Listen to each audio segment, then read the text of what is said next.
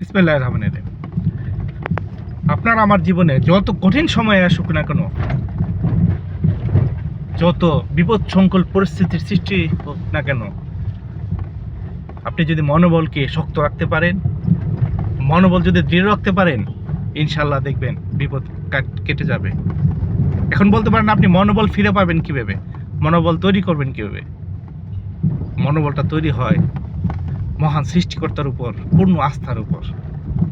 আপনি যখন যে কোনো বিষয়, যে কোনো কাজে, সেটা ভালো হোক মন্দ হোক, বিপদ হোক, আপনি যখন মনে করবেন যে মহান আল্লাহ আপনাকে মুক্ত রাখবেন, বিপদ থেকে, ঝুঁকি থেকে মুক্ত রাখবেন, তখন আপনার মধ্যে মনোবল সৃষ্টি হবে।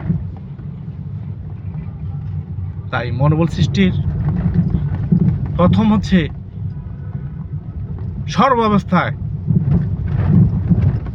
সর্বসময় মহান সৃষ্টিকর্তার উপর পূর্ণ আস্থা।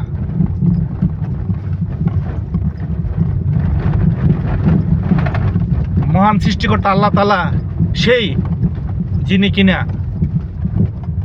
ইব্রাহিম আলাইহিস সালামকে আগুন থেকে মুক্তি দিয়েছিলেন,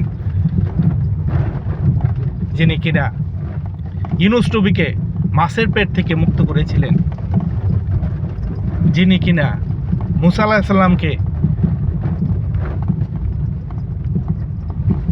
শত্রুর ঘরে লালিত করে বড় করেছেন।